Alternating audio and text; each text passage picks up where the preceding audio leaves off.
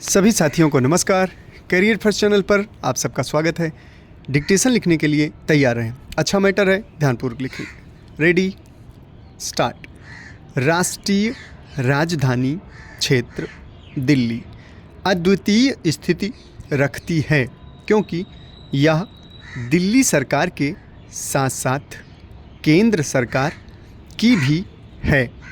दिल्ली की निर्वाचित सरकार और केंद्र सरकार के बीच सहयोग एवं समन्वय सुनिश्चित करने के लिए विशेष उपबंध किए जाते रहे हैं। उपराज्यपाल दिल्ली राष्ट्रीय राजधानी क्षेत्र का संवैधानिक प्रमुख होता है, जो इस क्षेत्र में भारत के राष्ट्रपति का प्रतिनिधित्व करता है। पुलिस, लोक व्यवस्था और भूमि जैसे कुछ विषय दिल्ली की निर्वाचित सरकार के बजाय उपराज्यपाल एवं केंद्र सरकार के क्षेत्राधिकार में रखे गए हैं। निर्वाचित सरकार और उपराज्यपाल के बीच शक्तियों और उत्तरदायित्वों का वितरण संवैधानिक एवं राजनीतिक बहस का मुद्दा रहा है। केंद्र सरकार की अधिसूचना में सेवाओं, लोक व्यवस्था, पुलिस एवं भूमि से जुड़े मामले से निपटने का अधिकार उपराज्यपाल को सौंप दिया, जहां वह मुख्यमंत्री से सलाह ले सकता है। अधिसूचना में कहा गया है कि राष्ट्रीय राजधानी क्षेत्र दिल्ली सरकार सेवाओं के लिए कानून नहीं बना सकती क्योंकि यह दिल्ली की राष्ट्रीय राजधानी क्षेत्र विधानसभा के दायरे से बाहर है।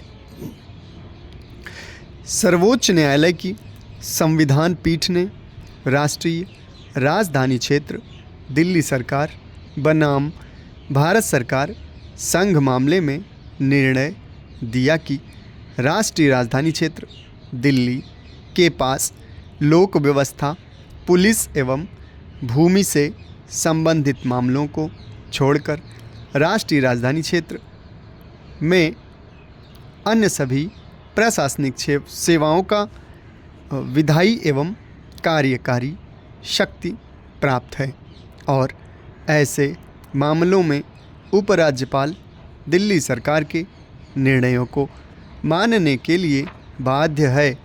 उपर्युक्त निर्णय में सुप्रीम कोर्ट ने स्पष्ट रूप से जवाबदेही की तिहरी श्रृंखला को मान्यता प्रदान की। जवाबदेही की यह तिहरी श्रृंखला लोकतंत्र का अभिन्न अंग है, जिसमें लोक सेवक मंत्रिमंडल के प्रति जवाबदेह होते हैं। मंत्रिमंडल विधायिका या विधानसभा के प्रति जवाबदेह होता है तथा विधानसभा मतदाताओं के प्रति जवाबदेह होती है।